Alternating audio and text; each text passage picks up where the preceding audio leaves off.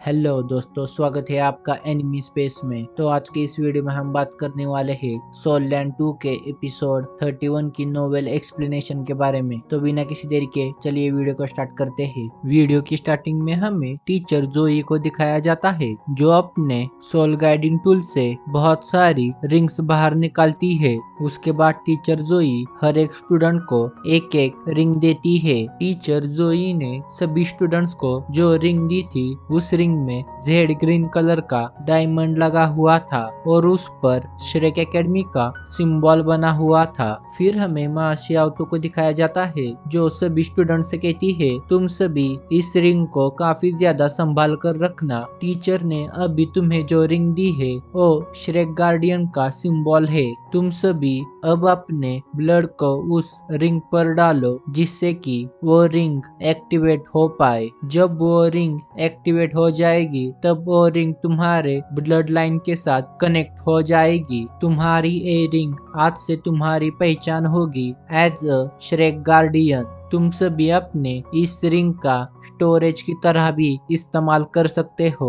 इस रिंग में काफी ज्यादा स्पेस है, इसकी वजह से तुम अपने इक्विपमेंट्स और बाकी सारी चीजें इसके अंदर स्टोर कर सकते हो। फिर माँ शियाओतो उन सभी से कहती है, अब हम सबको हमारे मिशन के लिए जाना चाहिए। हमारा मिशन माउंटेन में छुप कर रहने वाले बैंडिट्स को ढूंढ कर मारना है। हम सबको जिन बैंडिट्स का मुकाबला करना है वो सभी star love empire and sun and moon empire के बीच में प्रेजेंट माउंटेन्स में छुप कर रहते हैं। हम सभी जिन बैंडिट्स का सामना करने वाले हैं वो सभी काफी ज्यादा ईविल है। वो सभी बैंडिट्स माउंटेन्स में छुप कर रहते हैं और जैसे ही उनको कोई मर्चेंट्स दिखाई देता है तो वो तुरंत उस मर्चेंट को लूट लेते हैं और उनको जान से मार देते हैं। उन सभी बैंडिट्स के लिए वो माउंटेन्स काफी ज्यादा सेफ प्लेस है क्योंकि उन सभी को माउंटेन में प्रेजेंट हर एक हाइड आउट के बारे में मालूम है और उन सभी ने माउंटेन्स पर काफी ज्यादा ट्रैप बिछा कर रखे हैं। वो सभी बैंडिट्स माउंटेन्स में छुप कर रहते हैं जो sun moon empire and star love empire के बीच में आता है। इसके कारण दोनों ही एम्पायर्स की आर्मी वहां पर नहीं जा सकती। Sun moon empire and star love empire ये दोनों ही एम्पायर्स एक दूसरे से काफी ज्यादा नफरत करते हैं और इन दोनों ही एम्पायर में काफी ज्यादा लंबे समय से कोल्ड वॉर है। इसके कारण इन दोनों ही एम्पायर्स की आर्मी उस एरिया में नहीं जाती। उस माउंटेन में लगभग 300 के आसपास बैंडिट्स है और वो सभी खुद को डेथ गॉड के वर्शिपर्स मानते हैं। वो सभी अपने डेथ गॉड को खुश करने के लिए काफी ज्यादा इविल एंड ब्रूटल थिंग्स करते हैं, जैसे कि लोगों को जान से मारना, छोटे बच्चों को अपने सेक्रीफाइस की तरह इस्तेमाल करना और उनसे अपनी पावर को इंक्रीज करना। फिर माँ शियाओतो आगे कहती है, हमें हर हाल में उन सभी बैंडिट्स को 3 से 4 दिन के अंदर ही किल करना होगा। उसके बाद हमें कॉन्टिनेंटल सोल बैटल कंपटीशन में जाना है। जैसे ही रिजर्व श्रेक 7 डेविल्स माँ शियाओतो के मुंह से सुनते हैं कि उन्हें बैंडिट्स को किल करना है तो वो काफी ज्यादा शॉक हो जाते हैं। फिर उसके बाद हमें माँ शियाओतो को दिखाया जाता है जो यूहाओ के एक्सप्रेशन देखकर यूहाओ से कहती है, यूहाओ क्या तुम डर गए? माँ शियाओतो की ये बात सुनकर यूहाओ कहता है, नहीं, मैं बिल्कुल भी नहीं डरा। यूहाओ की ये बात सुनकर माँ शियाओतो स्माइल करती है और फिर रिजर्व श्रेक 7 डेविल से कहती है, तुम सभी को घबराने की जरूरत नहीं है। तुम सभी इस मिशन में हम सबको पीछे से असिस्ट करोगे। इस मिशन में हम सभी सबसे आगे रहेंगे। फिर माँ शियाओतो आगे कहती है, हमें जिन माउंटेन्स में जाना है वो सभी माउंटेन्स 4000 ईयर्स पहले 2 कॉन्टिनेंट के कोलिजन की वजह से फाउंड हुए हैं और उन सभी माउंटेन्स को हम मिंगदाओ माउंटेन्स कहते हैं। मिंगदाओ माउंटेन्स पर कब्जा करने के लिए star love empire and sun and moon empire काफी ज्यादा लंबे समय से एक दूसरे के साथ वॉर कर रहे हैं। हम सबको हमारे इस मिशन में स्टार लव एम्पायर से हेल्प मिलने वाली है।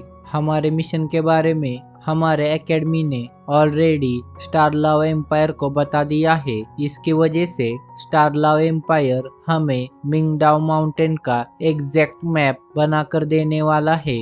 फिर माँ शियाओ तो उन सभी से कहती है, मैं उम्मीद करती हूँ तुम सबको हमारे मिशन के बारे में अच्छे से पता चल गया होगा। उसके बाद माँ शियाओ तो कहती है, तो चलो हमें जल्दी से यहाँ से निकलना होगा, हमें जल्द से जल्द स्टारलाव एम्पायर पहुँचना होगा। फिर उसके बाद वो सभी फ्लाई करके वहाँ से स्टारलाव एम्पायर के कैंप की तरफ जाने लगते हैं। उसके बाद हमें यू हाव एंड दा यू हैंग को दिखाया जाता है, जहाँ पर दा यू हैंग यू हाव से कहता है, यू हाव मैंने सुना है मेरे छोटे भाई की वजह से तुम्हें काफी ज्यादा परेशानी हुई है। हालांकि मुझे तुम दोनों के बीच में जो हुआ उसका रीजन नहीं पता, पर मैं ये डेफिनेटली कह सकता हूँ इसमें मेरे छोटे भाई की गलती है। मेरा छोटा भाई दाह्यूबिन बचपन से ही काफी ज्यादा टैलेंटेड है। उसने काफी ज्यादा कम एज में ही खुद को काफी ज्यादा ग्रो कर लिया है। इसकी वजह से उसके अंदर काफी ज्यादा घमंड आ गया है। मैं दाह्यूबिन की तरफ से तुमसे माफी मांगता हूँ। मैं आशा करता हूँ आज के बाद तुम दाह्यूबिन के प्रति अपने मन में कोई भी बदले की भावना नहीं रखोगे। दाह्यूहेन की ये सभी बातें सुनकर यूहाव अपने माइंड में सोचने लगता है, दाह्यूहेन मुझसे कितनी प्यार से बात कर रहा है, पर मैं जानता हूँ इसके पीछे दाह्यूहेन का जरूर कोई हिडन मोटिव है। मैंने दाह्यूहेन के बॉडी से मेरे प्रति पहले ही काफी ज्यादा स्ट्रॉन्ग किलिंग इंटेंट फील किया है। इसकी वजह से मुझे दाह्यूहेन के इन सभी मीठी बातों में नहीं आना चाहिए। उसके बाद यूहाव दाह्यूहेन से कहता है, सीनियर ब्रदर आपने सही कहा, हमें हमारी पिछली बातों को अब भुला देना चाहिए। यूहाव की बात सुनकर दाह्यूहेन स्माइल करता है और यूहाव से कहता है, तुमने काफी अच्छा फैसला किया दाह्यूबिन एंड तुम्हारे बीच की बातें भुलाकर। फिर उसके बाद हमें यूहाव को दिखाया जाता है जो दाह्यूहेन से कहता है, सीनियर ब्रदर थोड़ी देर पहले माँ शियाओतो ने इविल सोल मास्टर्स का जिक्र किया था, क्या आप मुझे इविल सोल मास्टर्स के बारे में कुछ और बता सकते हैं? यूहाव की यह बात सुनकर दाह्यूहेन स्माइल करता है और यूहाव से कहता है, मुझे पता था तुम मुझसे एक क्वेश्चन जरूर पूछोगे। फिर उसके बाद दाह्यूहेन यूहाव से कहता है, इविल सोल मास्टर्स भी हमारी तरह सोल मास्टर्स होते हैं, पर उनके कल्टीवेशन का तरीका काफी ज्यादा अलग होता है। दाह्यूहेन जब इविल सोल मास्टर के बारे में बताना स्टार्ट करता है, तब यूहाव दाह्यूहेन की आंखों में काफी ज्यादा फियर को नोटिस करता है। फिर दाह्यूहेन यूहाव से आगे कहता है, इविल सोल मास्टर्स इस कॉन्टिनेंट में काफी ज्यादा लंबे समय से है। ऐसा माना जाता है कि हमारे एंसिस्टर तांग सेन, जो कि फर्स्ट जनरेशन के श्रेक 7 डेविल्स थे, उन्होंने भी उनके टाइम पर पावरफुल इविल सोल मास्टर के साथ बैटल किया था। इविल सोल मास्टर्स काफी ज्यादा पावरफुल होते हैं और उनके पास इविल मार्शल सोल होती है। जब यूहाव दाह्यूहेन के मुंह से इविल मार्शल सोल के बारे में सुनता है तो वो काफी ज्यादा शॉक हो जाता है। यूहाव शॉकिंग एक्सप्रेशन के साथ दाह्यूहेन से कहता है, क्या इविल मार्शल सोल जैसी भी कोई चीज होती है? यूहाव की ये बात सुनकर दाह्यूहेन यूहाव से कहता है, मार्शल सोल कुछ भी हो सकती है, उसमें गुड और इविल ऐसी कोई चीज नहीं होती, पर तुम अपने मार्शल सोल को किस तरह कल्टीवेट करते हो उससे तुम्हारी मार्शल सोल इविल है या फिर गुड है उसका पता चलता है। यूहाव मुझे पता है कि तुम्हें मेरी बातें समझ नहीं आएगी, मैं तुम्हें एक एग्जाम्पल देके समझाता हूँ जिससे कि तुम आसानी से मेरी बातों को समझ पाओ। यूहाव क्या तुम्हें पता है 600 इयर्स एगो हमारे कॉन्टिनेंट में काफी ज्यादा powerful evil soul master appear हुआ था। मैं इस वक्त जिस सोल मास्टर की बात कर रहा हूँ वो एक evil title दावलो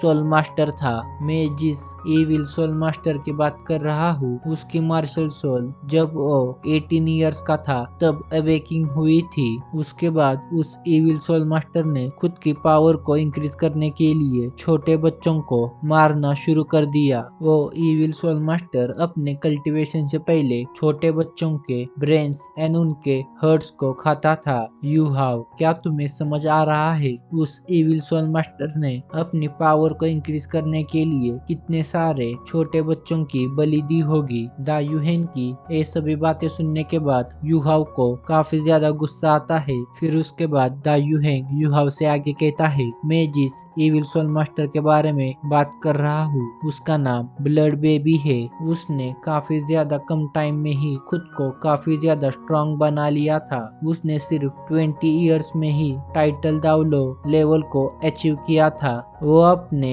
evil cultivation method से काफी ज्यादा कम टाइम में ही कॉन्टिनेंट का one of the strongest soul master बन गया था। हमारे श्रेक एकेडमी के उस समय के श्रेक गार्डियंस ने उस इविल सोल मास्टर को पकड़ने में पूरे 5 साल लगा दिए, पर उतने टाइम तक उस इविल सोल मास्टर ने हमारे श्रेक गार्डियन स्क्वाड के 10 टीचर्स एंड स्टूडेंट्स को किल कर दिया था। इस वक्त पूरे कॉन्टिनेंट में इविल सोल मास्टर का नंबर काफी ज्यादा रैपिडली ग्रो हो रहा है। हमारा श्रेक गार्डियन स्क्वाड का मकसद हर हाल में उन सभी इविल सोल मास्टर्स को रोकने का है।